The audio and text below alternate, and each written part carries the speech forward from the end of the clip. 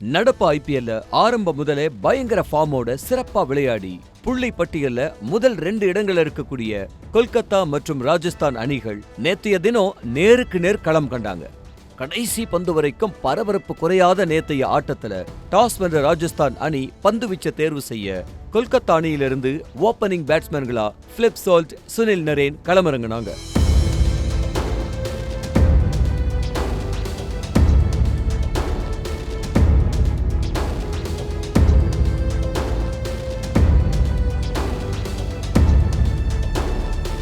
சில ரன்களே சேர்த்திருந்த சால்ட் 4வது ஓவர்ல ஆவேஷ்கான் பந்துக்கு ஆட்டம் இழந்து ஏமாற்றம் தந்தா கூட மேட்சை சுனில் நரேன் தன்னோட சூப்பர் பேட்டிங்கால டேக் ஆஃப் பண்ண ஆரம்பிச்சாரு. விறுவிறுப்பா விளையாடிட்டு வந்த சுனில் நரேன் 10வது ஓவர்ல தன்னோட அரை சதத்தை கடந்த நிலையில அணியோட ஸ்கோர் 100 தொட்டு இருந்துச்சு. சால்ட்டை தொடர்ந்து களமிறங்கின வீரர்களை சொல்லிக்கிற மாதிரி ரகுவன்ஷி 30 ரன்களையும் ரிங்கு சிங் 20 ரன்களையும் எடுத்திருந்தாங்க. ரொம்பவும் எதிர்பார்க்கப்பட்ட கேப்டன் ஷ்ரேயஸ் வெறும் 11 ரன்களுக்கு சாஹல் பந்துக்கு LBWல அவுட் ஆனது கொஞ்சம் அப்செட் தான்.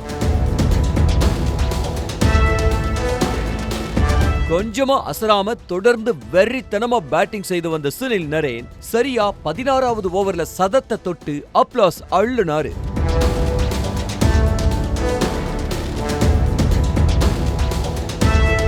இப்படி சுறுசுறுப்பா விளையாடி 13 பவுண்டரி 6 சிக்ஸர்களோட 109 ரன்களை சேர்த்திருந்த நரேன் 18வது ஓவர்ல போல்ட் பந்துக்கு ஆட்டமிழந்து வெளியேறினார்.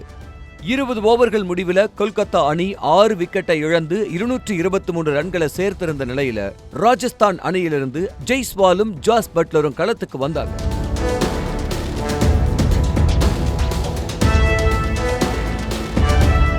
எப்பவும் களத்துல தீயா வேலை செய்யற ராஜஸ்தான் அணி நேத்தைக்கு ஆரம்பத்துல ரொம்பவும் தடுமாறினபடி விளையாடினாங்கன்னு தான் சொல்லணும். ஏன்னா ராஜஸ்தானோட 10வது ஓவர் வரைக்குமே ஆட்டத்தின் போக்கு 50-50 அப்படிங்கிற போக்குல யூகிக்க முடியாதபடி போச்சு.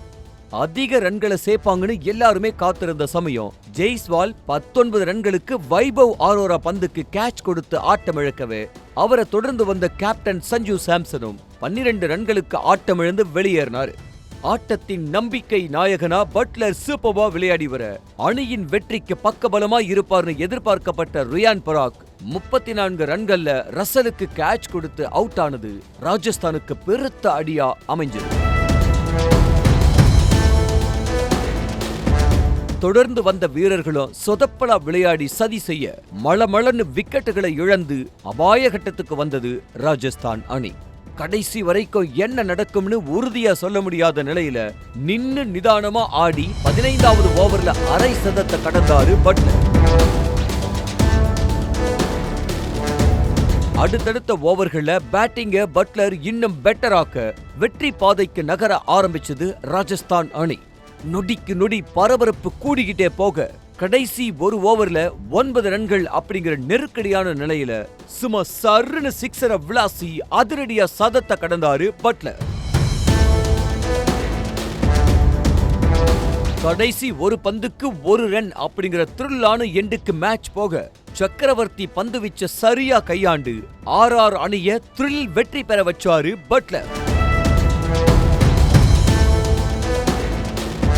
2020ஆம் ஆண்டு பஞ்சாப் அணிக்கு எதிரான ஆட்டத்துல 224 என்ற அதிகமான இலக்கை சேஸ் செய்து வெற்றி பெற்றதை தொடர்ந்து 2வது முறையா அதே இலக்க கொல்கத்தா அணிக்கு எதிரான நேற்றைய ஆட்டத்துல எட்டி சாதனை படைச்சிருக்கு ராஜஸ்தான் அணி.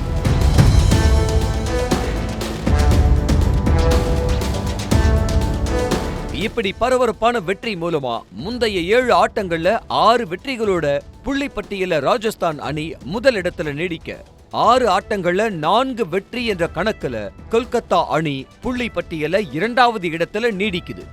அசாத்திய பேட்டிங் மூலமா அணிய வெற்றி பெற வச்சு பாராட்டுகளை அள்ளுன ராஜஸ்தான் அணி வீரர் ஜாஸ் பட்லர் ஆட்ட நாயகனா தேர்வு செய்யப்பட்டாரு. செய்திகளை உடனுக்குடனும் துல்லியமாகவும் தெரிந்து கொள்ள சப்ஸ்கிரைப் பண்ணுங்க.